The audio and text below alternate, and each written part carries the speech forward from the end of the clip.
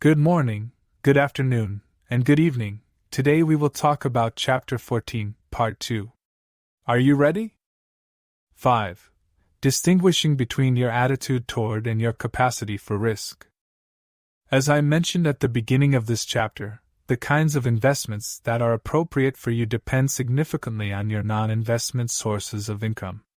Your earning ability outside your investments, and thus your capacity for risk, is usually related to your age. 3 illustrations will help you understand this concept. Mildred G. is a recently widowed 64-year-old. She has been forced to give up her job as a registered nurse because of increasingly severe arthritis. Her modest house in Homewood, Illinois, is still mortgaged. Although the mortgage was taken out at a relatively low rate, it involves substantial monthly payments.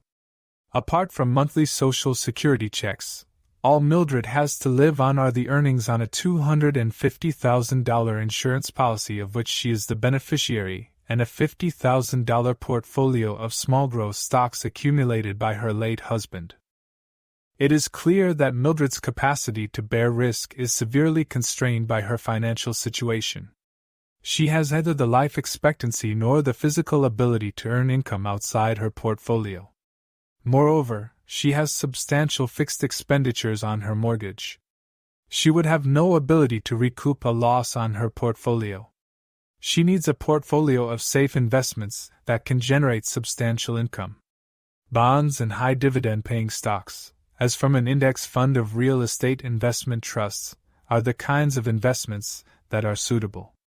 Risky, often non-dividend-paying, stocks of small growth companies, no matter how attractive their prices may be, do not belong in Mildred's portfolio. Tiffany B. is an ambitious, single 26-year-old who recently completed an MBA at Stanford's Graduate School of Business and has entered a training program at the Bank of America. She just inherited a $50,000 legacy from her grandmother's estate. Her goal is to build a sizable portfolio that in later years could finance the purchase of a home and be available as a retirement nest egg. For Tiffany, one can safely recommend an aggressive portfolio. She has both the life expectancy and the earning power to maintain her standard of living in the face of any financial loss. Although her personality will determine the precise amount of risk exposure she is willing to undertake, it is clear that Tiffany's portfolio belongs toward the far end of the risk-reward spectrum. Mildred's portfolio of small growth stocks would be far more appropriate for Tiffany than for a 64-year-old widow who is unable to work. In the 9th edition of this book, I presented the case of Carl P., a 43-year-old foreman at a General Motors production plant in Pontiac, Michigan, who made over $70,000 per year. His wife, Joan, had a $12,500 annual income from selling Avon products. The PS had 4 children, ages 6 to 15. Carl and Joan wanted all the children to attend college. They realized that private colleges were probably beyond their means but hoped that an education within the excellent Michigan State University system would be feasible. Fortunately, Carl had been saving regularly through the GM payroll savings plan but had chosen the option of purchasing GM stock under the plan. He had accumulated GM stock worth $219,000. He had no other assets but did have substantial equity in a modest house with only a small mortgage remaining to be paid off. I suggested that Carl and Joan had a highly problematic portfolio. Both their income and their investments were tied up in GM. A negative development that caused a sharp loss in GM's common stock could ruin both the value of the portfolio and Carl's livelihood. Indeed, the story ended badly. General Motors declared bankruptcy in 2009. Carl lost his job as well as his investment portfolio. And this is not an isolated example. Remember the sad lesson learned by many Enron employees who lost not only their jobs but all their savings in Enron stock when the company went under. Never take on the same risks in your portfolio that attach to your major source of income. 3 guidelines to tailoring a life cycle investment plan. Now that I have set the stage, the next sections present a life cycle guide to investing. We will look here at some general rules that will be serviceable for most individuals at different stages of their lives. In the next section, I summarize them in an investment guide. Of course, no guide will fit every individual case. Any game plan will require some alteration to fit individual circumstances. This section reviews 3 broad guidelines that will help you tailor an investment plan to your particular circumstances. 1. Specific needs require dedicated specific assets. Always keep in mind, a specific need must be funded with specific assets dedicated to that need. Consider a young couple in their 20s attempting to build a retirement nest egg. The advice in the life cycle investment guide that follows is certainly appropriate to meet those long-term objectives. But suppose that the couple expects to need a $30,000 down payment to purchase a house next year. That $30,000 to meet a specific need should be invested in a safe security, maturing when the money is required, such as a 1-year certificate of deposit (CD). Similarly, if college tuitions will be needed in 3, 4, 5, and 6 years, funds might be invested in zero-coupon securities of the appropriate maturity or in different CDs. 2. Recognize your tolerance for risk. By far the biggest individual adjustment to the general guidelines suggested concerns your own attitude toward risk. It is for this reason that successful financial planning is more of an art than a science. General guidelines can be extremely helpful in determining what proportion of a person's funds should be deployed among different asset categories. But the key to whether any recommended asset allocation works for you is whether you are able to sleep at night. Risk tolerance is an essential aspect of any financial plan, and only you can evaluate your attitude toward risk. You can take some comfort in the fact that the risk involved in investing in common stocks and long-term bonds is reduced the longer the time period over which you accumulate and hold your investments. But you must have the temperament to accept considerable short-term fluctuations in your portfolio's value. How did you feel when the market fell by almost 50% in 2008? If you panicked and became physically ill because a large proportion of your assets was invested in common stocks, then clearly you should pare down the stock portion of your portfolio. Thus, subjective considerations also play a major role in the asset allocations you can accept, and you may legitimately stray from those recommended here depending on your aversion to risk. 3. Persistent saving in regular amounts, no matter how small, pays off. One final preliminary before presenting the asset allocation guide. What do you do if right now you have no assets to allocate? So many people of limited means believe that it is impossible to build up a sizable nest egg.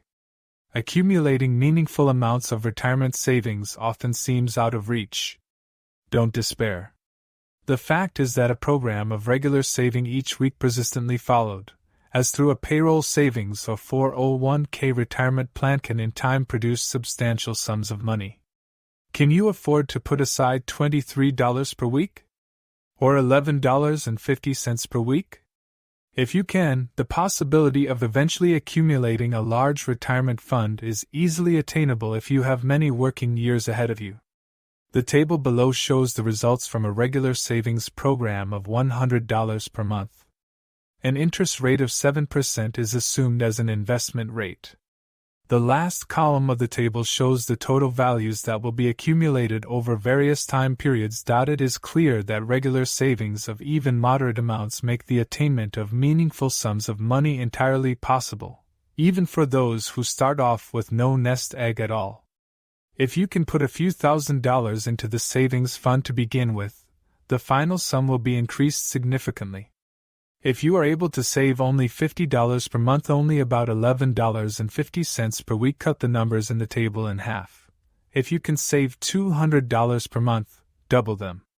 Pick no-load mutual funds to accumulate your nest egg because direct investments of small sums of money can be prohibitively expensive. Also, mutual funds permit automatic reinvestment of interest, or dividends and capital gains, as is assumed in the table. Finally, make sure you check whether your employer has a match savings plan. Obviously, if by saving through a company-sponsored retirement plan you are able to match your savings with company contributions and gain tax deductions as well, your nest egg will grow that much faster. The Life Cycle Investment Guide. The charts on pages 368 to 69 present a summary of the Life Cycle Investment Guide. In the Talmud, Rabbi Isaac said that one should always divide one's wealth into 3 parts: a third in land, a third in merchandise, business, and a third ready at hand, in liquid form. Such an asset allocation is hardly unreasonable, but we can improve on this ancient advice because we have more refined instruments and a greater appreciation of the considerations that make different asset allocations appropriate for different people. The general ideas behind the recommendations have been spelled out in detail above. For those in their 20s, a very aggressive investment portfolio is recommended. At this age, there is lots of time to ride out the peaks and valleys of investment cycles, and you have a lifetime of earnings from employment ahead of you. The portfolio is not only heavy in common stocks but also contains a substantial proportion of international stocks, including the higher-risk emerging markets. As investors age, they should start cutting back on riskier investments and start increasing the proportion of the portfolio committed to bonds and bond substitutes such as dividend growth stocks. The allocation is also increased to REITs that pay generous dividends. By the age of 55, investors should start thinking about the transition to retirement and moving the portfolio toward income production. The proportion of bonds and bond substitutes increases, and the stock portfolio becomes more conservative and income-producing and less growth-oriented. In retirement, a portfolio heavily weighted in a variety of bonds and bond substitutes is recommended. A general rule of thumb used to be that the proportion of bonds in one's portfolio should equal one's age. Nevertheless, even in one's late 60s, I suggest that 40% of the portfolio be committed to ordinary common stocks and 15% to real estate equities, REITs, to give some income growth to cope with inflation. Indeed, since life expectancies have increased significantly since I first presented these asset allocations during the 1980s, I have increased the proportion of equities accordingly. For most people, I recommend starting with a broad-based, total stock market index fund rather than individual stocks for portfolio formation. I do so for 2 reasons. First, most people do not have sufficient capital to buy properly diversified portfolios themselves. Second, I recognize that most young people will not have substantial assets and will be accumulating portfolios by monthly investments. This makes mutual funds almost a necessity. As your assets grow, a U.S. stock market fund should be augmented with a total international stock index fund that includes stocks from fast-growing emerging markets. You don't have to use the index funds I suggest, but do make sure that any mutual funds you buy are truly no load and low cost. You will also see that I have included real estate explicitly in my recommendations. I said earlier that everyone should attempt to own his or her own home. I believe that everyone should have substantial real estate holdings, and some part of one's equity holdings should be in real estate investment trust, REIT, index mutual funds described in Chapter 12. With respect to your bond holdings, the guide recommends taxable bonds. If, however, you are in the highest tax bracket and live in a high-tax state such as New York and your bonds are held outside of your retirement plan, I recommend that you use tax-exempt money funds and bond funds tailored to your state so that they are exempt from both federal and state taxes. Life cycle funds. Do you want to avoid the hassle of adjusting your portfolio as you age and rebalancing yearly as the proportions of your assets devoted to different asset classes vary with the ups and downs of the market? A new type of product has been developed during the 2000s just for those investors who want to set up a program and then forget about it. It is called the Life Cycle Fund, and it automatically does the rebalancing and moves to a safer asset allocation as you age. Life cycle funds are extremely useful for IRAs, 401ks, and other retirement plans. You pick the particular life cycle fund that is appropriate by picking a date when you expect to retire. For example, suppose you are 40 years old in 2015, and you plan to retire at age 70. You should then buy a life cycle fund with a target maturity 2045. Subsequent contributions can be directed to the same fund. The fund will be rebalanced annually, and the equity mix will become more conservative over time. The major mutual fund complexes such as Vanguard, Fidelity, American Century, and T. Rowe Price all offer life cycle funds. Details of the different maturities and the asset allocations offered may be found at the various company websites. When bond yields are extremely low, I tend to favor the life cycle funds that are more aggressive, i.e., that start off with a larger allocation to equities. For those looking for the easiest way to manage their retirement monies, the automatic pilot aspect of life cycle funds is a user-friendly feature. But before you sign up, check the fee schedule. Low fees mean more money in your pocket to enjoy a more comfortable retirement. Investment management once you have retired.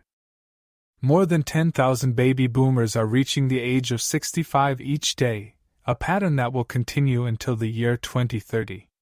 According to the U.S. Census Bureau, more than 1 million baby boomers will live beyond the age of 100.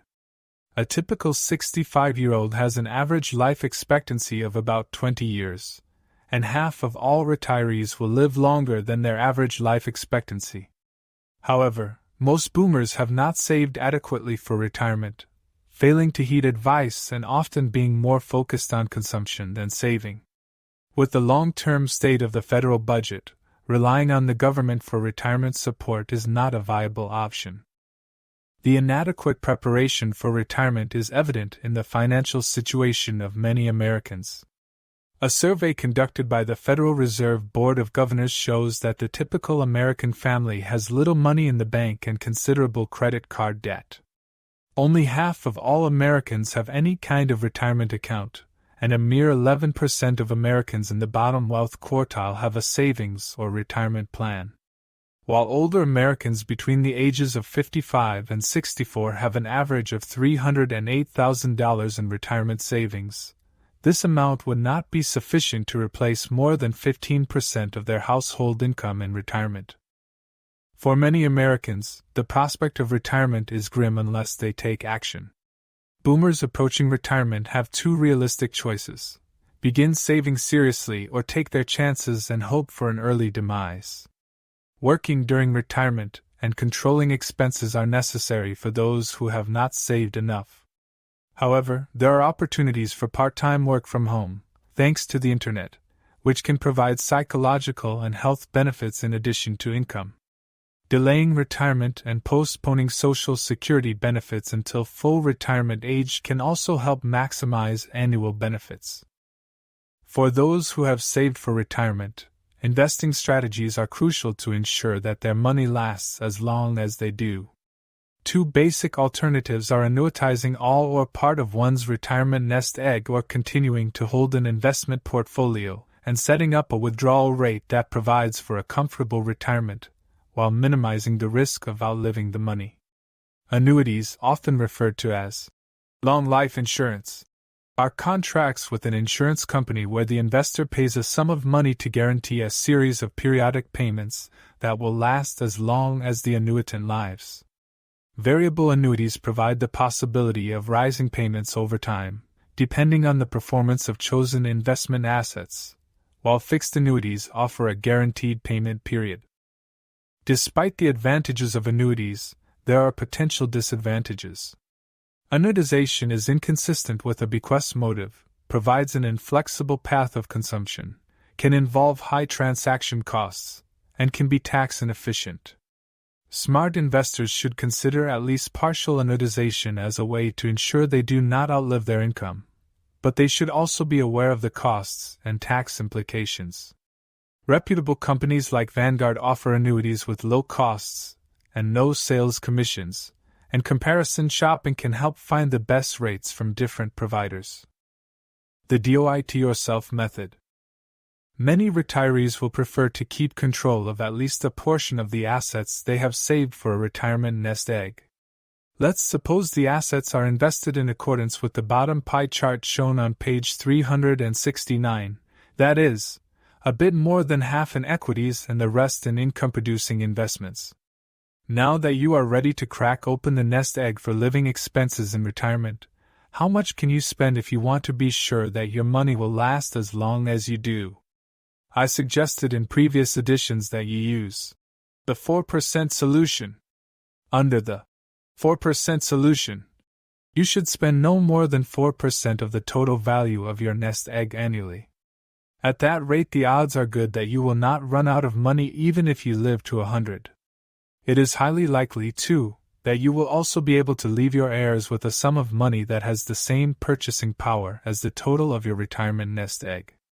Under the 4% rule, you would need $450,000 of savings to produce an income in retirement of $1,500 per month or $18,000 per year.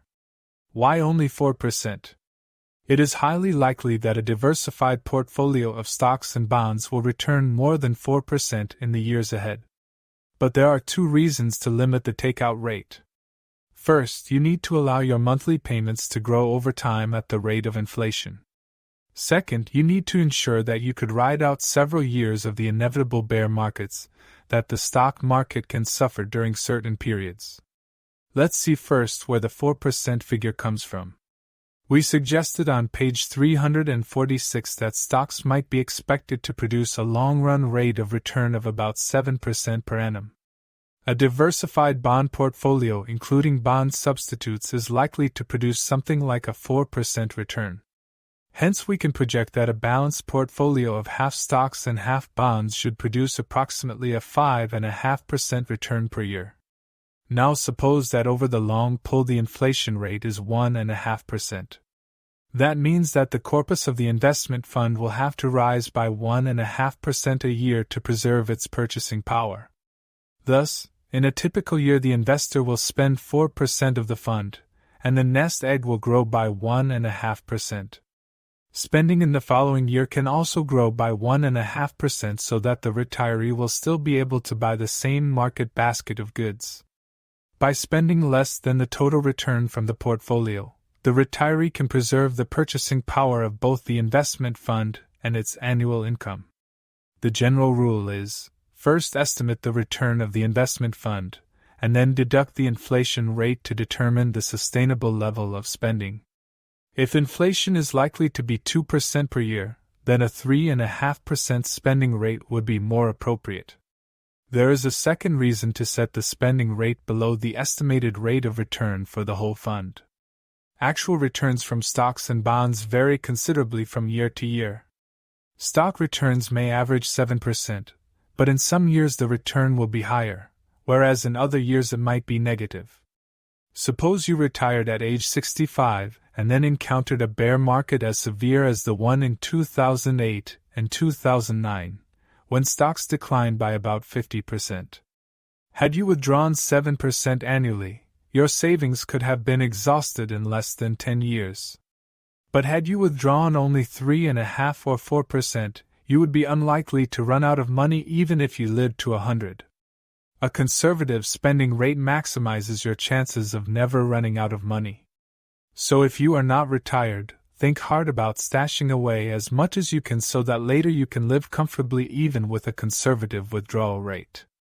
3 footnotes need to be added to our retirement rules. First, in order to smooth out your withdrawals over time, don't just spend 3.5 or 4% of whatever value your investment fund achieves at the start of each year. Since markets fluctuate, your spending will be far too. Second, you will find that the interest income from your bonds and the dividends from your stocks are very likely to be less than the 3.5 or 4% you wish to take out of your fund. So you will have to decide which of your assets to tap first. You should sell from the portion of your portfolio that has become overweight relative to your target asset mix. Suppose that the stock market has rallied so sharply that an initial 50-50 portfolio has become lopsided with 60% stocks and 40% bonds. While you may be delighted that the stocks have done well, you should be concerned that the portfolio has become riskier.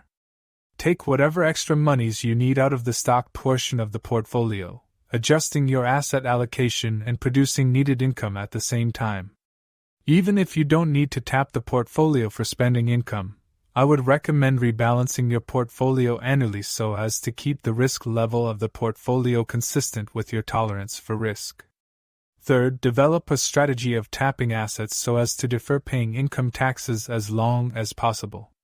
When you start taking federally mandated required minimum distributions from IRAs and 401(k)s, you will need to use these before tapping other accounts. In taxable accounts, you are already paying income taxes on the dividends, interest, and realized capital gains that your investments produce. Thus, you certainly should spend these monies next, or even first if you have not yet reached the age of 70 and a half when withdrawals are required. Next, spend additional tax-deferred assets. If your bequests are likely to be to your heirs, spend Roth IRA assets last. There is no required withdrawal for these accounts, and you can pass the assets to your heirs tax-free. No one can guarantee that the rules I have suggested will keep you from outliving your money. And depending on your health and other income and assets, you may well want to alter my rules in one direction or another. If you find yourself at age 80, withdrawing 4% each year and with a growing portfolio, either you have profound faith that medical science has finally discovered the fountain of youth, or you should consider loosening the purse strings. Technically, the finding that risk is reduced by longer holding periods depends on the reversion to the mean phenomenon described in Chapter 11. The interested reader is referred to Paul Samuelson's article, The Judgment of Economic Science on Rational Portfolio Management, in the Journal of Portfolio Management, Fall 1989. I assume that the savings can be made in an IRA or other tax-favored savings vehicle, so income taxes on interest earnings are ignored. In the 9th edition of this book, I recommended a 4.5% rule because bond yields were considerably higher than they were in 2014. Indeed, with interest rates as low as they are, a 3.5% rule would give retirees even more assurance that they would not outlive their money.